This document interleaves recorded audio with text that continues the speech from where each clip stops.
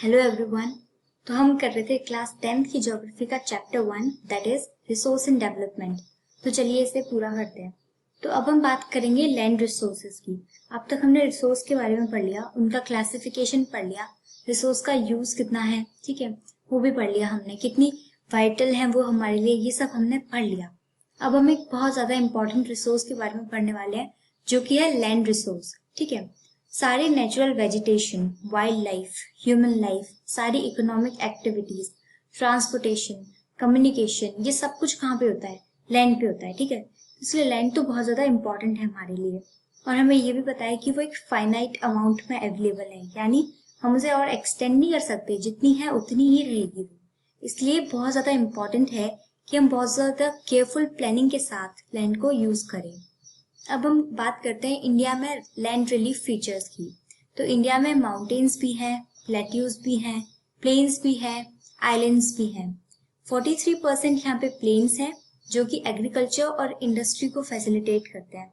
30% mountains हैं जो कि पेरेनियल फ्लो रिवर्स का इंश्योर करते हैं। ठीक है, देखिए वाटर बॉडीज 2 टाइप्स की होती हैं। तो एक होती है सीजनल, एक होती है पेरेनियल। सीजनल वो होती है जो किसी किसी सीजन में फ्लो करती है, और पेरेनियल वो होती है जो परमानेंटली फ्लो करती है। तो माउंटेन्स पेरेनियल रिवर्स का फ्लो इंश्योर करते हैं, इवन टूरिज्म को बहुत ज्यादा अट्रैक्ट करते हैं। 27% है प्लेट्यू रीजन जो कि मिनरल्स का और फॉसिल फ्यूल्स का बहुत रिच सोर्स है। अब हम बात करेंगे लैंड यूटिलाइजेशन की इंडिया में। ठीक है, तो इंडिया में लैंड का कैसे यूटिलाइजेशन किया जाता है? कुछ तो है फॉरेस्ट कवर एरिया, ठीक है। सेकंड है land not available for cultivation. ये 2 टाइप्स की हो सकती है, बैरन एंड वेस्टलैंड, यानी जो बंजर जमीन पड़ी हुई है। सेकंड है land put to non agriculture uses. Non agriculture uses यानी घर बना दिए, इंडस्ट्री बना दी, कोई फैक्ट्री बना दी, ठीक है। इन यूज में जो लैंड है उसे हम कहते हैं land put to non agriculture uses. फिर है फैलो लैंड। फैलो लैंड मतलब वो जमीन जिसको छोड़ दिया है एग्रीकल्चर करके, उस पे से उसको अपने न्यूट्रिएंट्स को रीगेन करने के लिए 1 से 5 साल के टाइम तक के लिए छोड़ देते हैं अनकल्टिवेटेड, तो उसे कहते हैं फैलो लैंड। ठीक है, फिर है अदर अनकल्टिवेटेड लैंड्स। ठीक है, इसमें भी कोई भी एग्जाम्पल हो सकता है। फिर है नेट सोन एरिया, यानी एक साल में कितने एरिया में कोई भी बीज लगाया जा रहा है। ठीक है, कोई भी क्रॉप हम ले रहे हैं एक साल में कितने एरिया से, उसे कहते हैं नेट सोन एरिया। फिर है ग्रॉस क्रॉप्ड एरिया। ये होता है नेट सोन एरिया प्लस एक जमीन पे एक साल में 2 से या 2 से ज्यादा जब क्रॉप की जा रही है उसका सम, उसे हम कहते हैं ग्रॉस क्रॉप्ड एरिया। ठीक है, अब हम बात करेंगे land use patterns in India. तो इंडिया में लैंड का यूज 2 फैक्टर्स डिटरमाइन करते हैं। पहला तो है फिजिकल फैक्टर्स जैसे कि टोपोलॉजी, क्लाइमेट, सॉइल टाइप्स। फिर है ह्यूमन फैक्टर्स यानी कि population density, technological capability, culture and tradition. ठीक है, अब जो नेशनल फॉरेस्ट पॉलिसी है उसके अकॉर्डिंग हर कंट्री में कम से कम 33% जो लैंड है वो फॉरेस्ट कवर होनी चाहिए। ठीक है, पर हमारे देश में उससे थोड़ा कम है, तो ये अच्छी बात नहीं है। अब हम आते हैं वेस्ट लैंड पे। तो वो लैंड जिसको भी हम नॉन एग्रीकल्चर यूजेस के लिए यूज करते हैं उसको हम कहते हैं वेस्ट लैंड। इसका एग्जाम्पल हो सकता है rocky, arid and desert areas, road, railways, industries etcetera. अब हम क्या करते हैं, लैंड को कॉन्टिन्यूसली यूज किए जा रहे हैं, ठीक है, without taking appropriate measures to conserve it. तो ऐसे में क्या होता है, लैंड डिग्रेडेशन हो जाता है। अब हम बात करते हैं लैंड डिग्रेडेशन कैसे कैसे होता है। पहली चीज तो होती है डिफॉरेस्टेशन। ठीक है, जंगल काटते जा रहे हैं, उससे लैंड डिग्रेडेशन होता है। फिर है ओवरग्रेजिंग। ठीक है, जब ज्यादा पशुओं को चराते हैं तो वहां पे सारी घास फूस या जितनी भी वहां पे वीड्स उगरी होती है वो सब हट जाती है, तो जमीन बंजर हो जाती है। ठीक है, इसलिए ओवरग्रेजिंग बुरी है, लैंड इससे लैंड डिग्रेडेशन होता है। फिर है माइनिंग। जब माइनिंग करते हैं तो बहुत बड़े बड़े खड्डे खोद डालते हैं, तो ऐसे में भी लैंड डिग्रेडेशन हो जाता है। ठीक है, अब इन सब चीजों को क्या करना है, इम्प्रूव करने की जरूरत है। और वो हम कैसे कर सकते हैं? पहला तो कर सकते हैं एफॉरेस्टेशन। डिफॉरेस्टेशन यानी जंगलों को काटना, एफॉरेस्टेशन यानी जंगल्स को ग्रो करना। ठीक है, फिर हम कर सकते हैं ग्रेजिंग को थोड़ा मैनेज कर सकते हैं, कम कर सकते हैं उसे। ठीक है, सेकंड है प्लांटिंग ऑफ शेल्टर बेल्ट्स। ठीक है, शेल्टर बेल्ट्स होता है जब भी धूल से टॉप लेयर उड़ जाती है लैंड की या सॉइल की, तो उसको हम शेल्टर बेल्ट से रोक सकते हैं। जैसे राजस्थान वाले या किसी भी स्टॉर्मी रीजन में धूल जो होती है वो उड़ने लगती है, तो उसकी टॉप लेयर को वो उड़ा के ले जाती है और सारे न्यूट्रिएंट्स उड़ जाते हैं हवा में। इसलिए ये बहुत ज़्यादा ज़रूरी है कि उन न्यूट्रिएंट्स को वहीं के वहीं पे कंजर्व करके रखा जाए। इसलिए क्या कर सकते हैं कि एक प्लांट्स की बेल्ट लगा देते हैं, ठीक है। बेल्ट यानी बहुत सारे प्लांट्स को लाइन से लगा दिया, और जब धूल आएगी तो वो उन प्लांट्स से टकराएगी और वहीं पे झड़ जाएगी वापस उस जमीन पे। तो ऐसे में लैंड डिग्रेडेशन होने से बच जाएगा। फिर है माइनिंग एक्टिविटीज पे थोड़ा कंट्रोल कर सकते हैं। फिर लास्ट है, अगर हम इंडस्ट्रियल एफ्लुएंट्स का प्रॉपर डिस्चार्ज करें, ट्रीटमेंट करें, उसको ऐसे ही किसी जमीन या वाटर बॉडी पे ना डाला जाए, ठीक है। अब हम पढ़ेंगे सॉइल एज अ रिसोर्स। तो सॉइल जो है वो सबसे ज़्यादा इम्पॉर्टेंट रिन्यूएबल नेचुरल रिसोर्स है, क्योंकि वो एक मीडियम है प्लांट्स को ग्रो कराने के लिए, और उसमें बहुत सारे लिविंग ऑर्गेनिज्म भी सर्वाइव करते हैं। कुछ सेंटीमीटर तक की सॉइल फॉर्मेशन को होने में मिलियंस ऑफ ईयर लगते हैं। और ये फॉर्मेशन होता किस वजह से है? टेम्परेचर के एक्शन से, रनिंग वाटर से, विंड, ग्लेशियर, इवन डिकम्पोजर्स, ये सब मिल के सॉइल फॉर्मेशन करवाते हैं।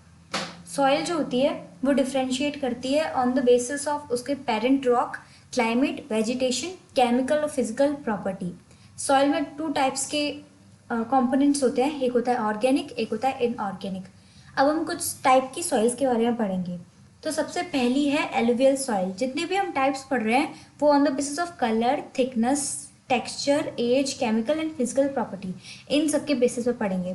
तो पहली है एलुवियल सॉइल। जो जितने भी नॉर्दर्न प्लेन्स हैं ये सारे एलुवियल सॉइल के बने हुए हैं, ठीक है। एलुवियल सॉइल का फॉर्मेशन के लिए रिस्पॉन्सिबल है 3 इंपॉर्टेंट रिवर्स, जो कि है the Ganga, the Indus, the Brahmaputra. Alluvial soil mainly पाई जाती है Rajasthan, Gujarat, eastern coastal plains, deltas of Mahanadi, Godavari, Krishna and Kaveri. ये सॉइल जो होती है थोड़ी सैंडी, सिल्टी और क्लेई होती है। एलुवियल सॉइल को भी 2 पार्ट्स में क्लासीफाई किया गया है। ओल्ड एलुवियल जिसे भांगर कहते हैं, न्यू एलुवियल जिसे खादर भी कहते हैं। भांगर जो होती है इसमें कंकर होते हैं, कंकर नोड्यूल्स होते हैं, और जो खादर होती है वो बहुत ज़्यादा फाइन टेक्सचर की होती है और ये बहुत ज़्यादा फर्टाइल होती है। एलुवियल सॉइल की प्रॉपर्टी ही है फर्टिलिटी। इसमें पोटैश, फॉस्फेरिक एसिड, लाइम, ये सब पाया जाता है। सबसे बेस्ट क्रॉप्स जो इसमें उगती हैं वो है शुगर केन, पैडी मतलब rice, wheat, cereals and pulses. अब हम पढ़ेंगे ब्लैक सॉइल। ब्लैक सॉइल थोड़ी कलर में ब्लैकिश होती है। इसको ब्लैक कॉटन सॉइल भी कहते हैं, क्योंकि ये कॉटन ग्रो करने के लिए सबसे आइडियल सॉइल मानी जाती है। ये पाई जाती है Deccan trap, north west Deccan plateau वाले रीजन में। स्टेट्स वाइज कहें तो महाराष्ट्र, सौराष्ट्र, मालवा, मध्य प्रदेश, छत्तीसगढ़, इन इलाकों में। ये थोड़ी क्लेई होती है और इसको मॉइस्चर रिटेन करने की कैपेसिटी इसकी बहुत ज़्यादा होती है। इसमें कैल्शियम कार्बोनेट, मैग्नीशियम, पोटैश और लाइम कंटेंट होते हैं। अब है रेड एंड येलो सॉइल। एक और चीज़ ब्लैक सॉइल के बारे में कि जब ये सूख जाती है तो उसमें क्रैक्स पड़ जाते हैं, जिससे कि एरिएशन प्रॉपरली हो पाता है। तो ये सेल्फ एरिएशन करने के लिए भी रिस्पॉन्सिबल है ब्लैक सॉइल। फिर है रेड एंड येलो सॉइल। ये थोड़ी कलर में रेड दिखती है जब ये गीली होती है, और सूखने पे ये येलो दिखती है। रेड होती है क्योंकि इसमें आयरन का डिफ्यूजन हो रखा होता है। सबसे ज़्यादा ये पाई जाती है Orissa, Chhattisgarh, south west part of middle Ganga plains, इन एरियाओं पे। फिर लेटराइट सॉइल। लेटराइट सॉइल जो है ये सॉइल ट्रॉपिकल और सब ट्रॉपिकल रीजन्स में पाई जाती है, और ये फॉर्मेशन होता है इसका intense leaching due to heavy rain की वजह से।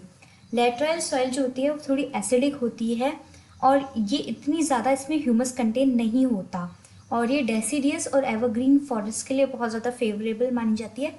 बेस्ट क्रॉप जो इसमें उग सकती है वो है टी और कॉफ़ी। फिर आती है एरिड सॉइल। एरिड सॉइल का colour red to brown range कर सकता है। ये सैंडी टेक्सचर की होती है। इसमें कंकर नोड्यूल्स बहुत ज़्यादा पाए जाते हैं, और ये आपको ड्राई रीजन्स में देखने को मिलेगी। इसमें ह्यूमस और मॉइस्चर बहुत कम होता है, और हाईली सॉल्टी होती है, बहुत सॉल्ट कंटेन होता है इसमें। फिर आती है फॉरेस्ट सॉइल। फॉरेस्ट सॉइल जो होती है वो हिली और माउंटेनियस एरियाज़ में पाई जाती है। बहुत ज़्यादा लूमी होती है। लूमी मतलब ह्यूमस कंटेंट बहुत होता है इसके अंदर, और सिल्टी होती है। सिल्टी मिलेगी आपको वैली साइड में, कोर्स ग्रेन्ड मिलेगी अपर स्लोप्स में। ये मैप दे रखा है जिसमें सारी अलग अलग सॉइल्स कहाँ कहाँ पाई जाती हैं वो सब बता रखा है। अब हम आते हैं soil erosion and soil conservation पे। सॉइल इरोजन होता है ह्यूमन की कुछ एक्टिविटीज़ के कारण, जैसे कि deforestation, overgrazing, construction and mining. Chhattisgarh जैसे इलाकों में बहुत बड़े बड़े माइंस खोद दिए जाते हैं, फिर उनको कोई भरता नहीं है, उससे बहुत ज़्यादा सॉइल इरोजन होता है। और ह्यूमन एक्टिविटीज़ के कारण जो नेचुरल सॉइल इरोजन का जो था प्रोसेस वो भी और ज़्यादा बढ़ गया है। ठीक है, तो अब हम कुछ टाइप्स के सॉइल इरोजन्स के बारे में पढ़ेंगे।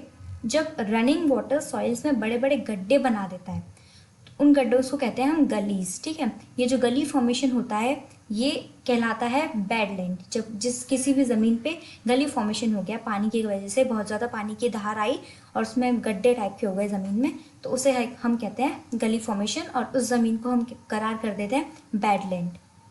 फिर जब पानी की वजह से जो टॉप लेयर होती है सॉइल की वो इरोड हो जाती है, तो उसे हम कहते हैं शीट इरोजन। और जब यही काम विंड की वजह से होता है तो हम उसे कहते हैं विंड इरोजन।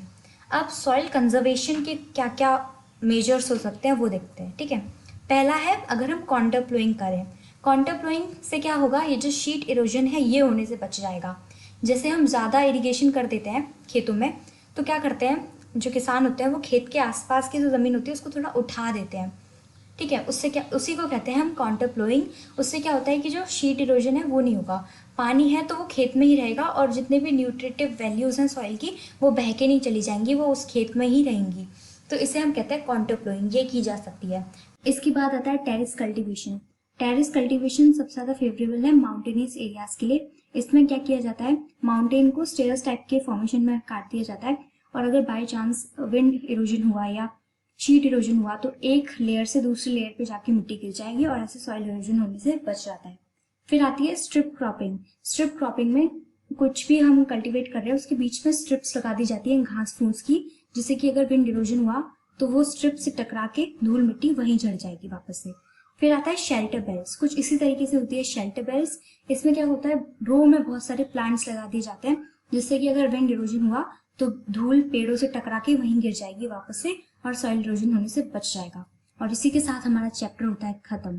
Thank you.